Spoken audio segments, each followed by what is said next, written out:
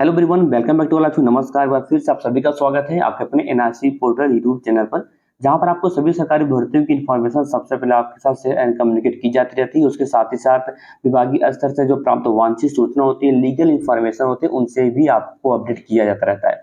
चलिए फिलहाल आज इस वीडियो सेशन में बात करने वाले हैं 69,000 शिक्षक भर्ती के मामले में।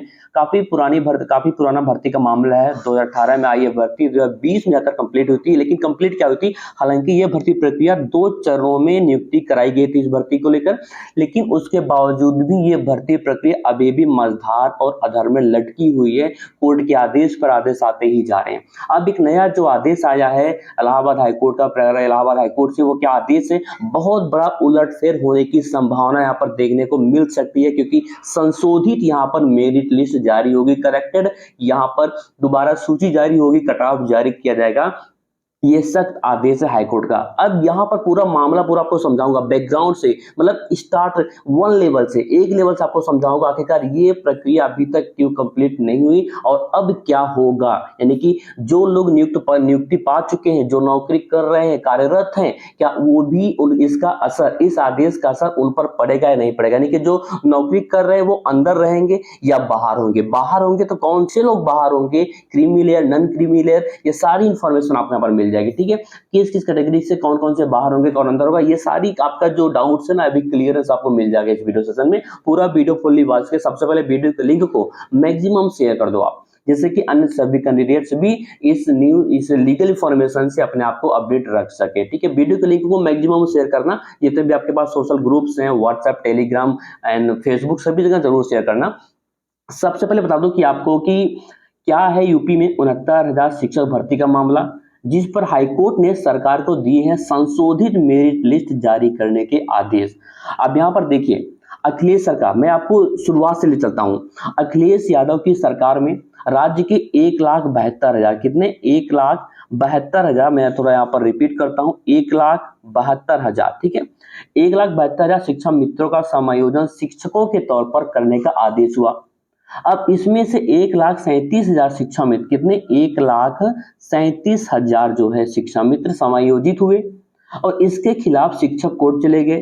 जो टीचर थे वो कोर्ट चले गए, तो सुप्रीम कोर्ट ने समायोजन रद्द करके राज्य सरकार को खाली पड़े पदों पर भर्ती करने का आदेश दिया। यानी कि जो इनका समायोजन हुआ था शिक्षा मित्रों का, किसका, शिक्षा मित्रों का जो समायोजन हुआ था, इसको क्या हुआ, रद्द कर दिया। किसने, सुप्रीम कोर्ट ने। सुप्रीम कोर्ट ने रद्द कर दिया और सुप्रीम कोर्ट ने आदेश भी दिया कि जो इनको रद्द करने के बाद जो भाई भर्ती, यानी कि जो सीट है, पद है, वो रिक्त हो रहे हैं, खाली हो रहे हैं, उन पदों पर भर्ती की जाए, यानी कि जो है वहां पर नियुक्ति कराई जाए। अब उसके बाद राज्य सरकार ने 69,000 शिक्षक भर्ती, अब उसके बाद क्या हुआ कि राज्य सरकार ने एक भर्ती दी थी 68,500 की और दूसरी भर्ती दी थी 69,000। तो ये जो दोनों भर्तियां थी ना, ये दोनों भर्तियां इसी के अधीन थी, किसके, 1,72,000, 1,37,000 जो समायोजन रद्द हुआ था और दोनों भर्तियां निकाली।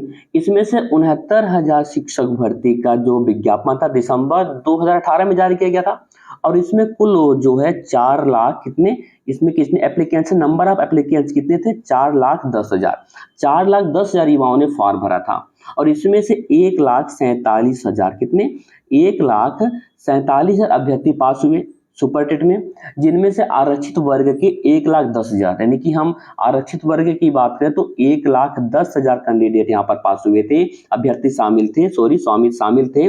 और इन आरक्षित वर्गों में ओबीसी की संख्या जो थी महज वो जो है 85,000 थी। कितनी थी, 85,000 वहां पर किसकी संख्या थी, ये आरक्षित वर्ग में जो ओबीसी की संख्या थी। और ओबीसी और सामान्य का कितना कट ऑफ था, आप सभी ने देखा था। अब सरकार ने परीक्षा होने तक कट ऑफ लिस्ट जारी नहीं की थी। परीक्षा के एक दिन बाद कट ऑफ लिस्ट जारी की गई, जिसमें से सामान्य वर्ग के लिए 65, कितना, जो जनरल कैटेगरी से थे उनके लिए 65 और ओबीसी के लिए 60% नंबर रखे गए।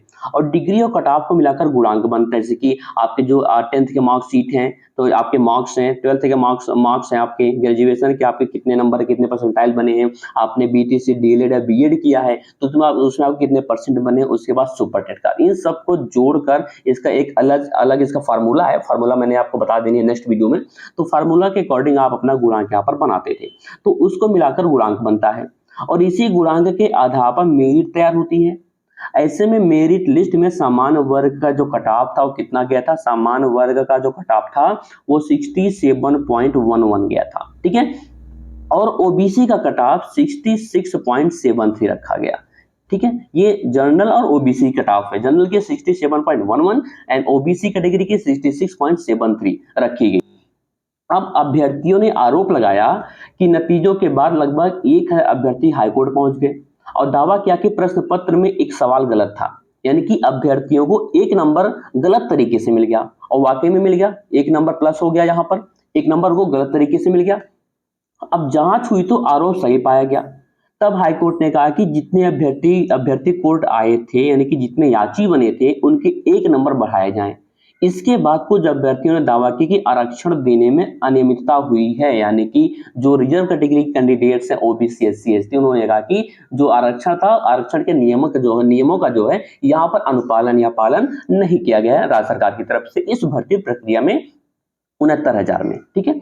अब कुल 69,000 पदों पर ओबीसी का हिस्सा था 18,598, कितना, 18,598। और परीक्षा पास करने वाले अभ्यर्थियों ने बेसिक शिक्षा की जो वेबसाइट थी बेसिक एजुकेशन जो डिपार्टमेंट की जो वेबसाइट थी, उससे नतीजों की पूरी लिस्ट निकाली और 3 महीनों तक रिसर्च किया, यानी कि 3 महीना तक उन बच्चों ने क्या किया, रिसर्च किया है उस रिजल्ट पर। और रिसर्च करने के बाद अभ्यर्थियों का दावा ये आया कि इस लिस्ट में बेसिक शिक्षा की जो नियमावली है, क्या है, जो बेसिक शिक्षा की नियमावली है वो 1981 नियमावली 1981 और आरक्षण नियमावली 1994, दोनों नियमावली बहुत ही ध्यान से आप ध्यान से बात सुनिएगा। कौन सी, पहली जो शिक्षा नियमावली थी 1981 और जो आरक्षण नियमावली थी 1994, इसका अनुपालन नहीं किया गया। इनका यह दावा था आरक्षित वर्ग के लोगों का। अब आरक्षण नियमावली कहता है कि नंबर के हिसाब से, जनरल कैटेगरी के हिसाब से अंक पाने वालों को आरक्षित वर्ग से निकालकर सामान्य वर्ग में रखा गया।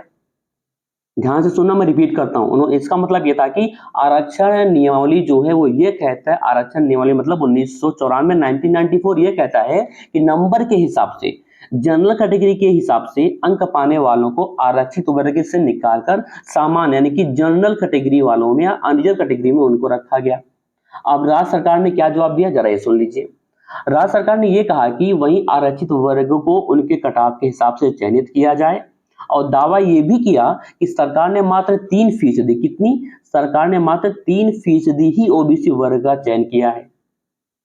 और हालांकि जांच के बाद सरकार ने दावा किया कि 18,568, कितना, 18,568 पदों के सापेक्ष 30,000 से ज्यादा ओबीसी अभ्यर्थियों का चयन इस भर्ती में किया गया।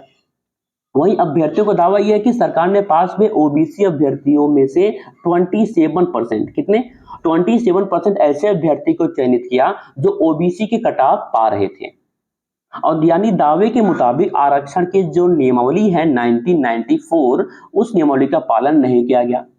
अब इसके बाद राज्य सरकार से लेकर पिछड़ा वर्ग आयोग तक और हाईकोर्ट तक में अभ्यर्थियों ने अपनी मांग उठाई कि पिछड़ा वर्ग आयोग ने भी माना कि गड़बड़ी हुई है। जो पिछड़ा वर्ग आयोग है उन्होंने भी माना कि वाकई में गड़बड़ी हुई है, ठीक है। लेकिन साल 2023 में, वर्ष 2023 में इलाहाबाद हाईकोर्ट की सिंगल बेंच ने राज्य सरकार को दोबारा शिक्षक भर्ती लिस्ट बनाने को कहा। अब अभ्यर्थी देर होता देख डबल बेंच के पास चले गए, क्योंकि सिंगल बेंच का आदेश को तो पालन किया नहीं स्टेट गवर्नमेंट ने, स्टेट मतलब यूपी राज्य सरकार ने, उत्तर प्रदेश राज्य सरकार ने। लेकिन उसके बाद बच्चे क्या थे, जो अभ्यर्थी थे भाई, जो उसमें याची बने थे, जो कोर्ट गए थे, वो क्या किया, डबल बेंच चले गए, डबल बेंच चले गए। और अब डबल बेंच ने मामले में अपना फैसला ये सुनाया है कि भाई जो आपकी संशोधित मेरिट लिस्ट है अभी तक वो आई नहीं, उसको जल्दी से जल्दी जारी कर दो।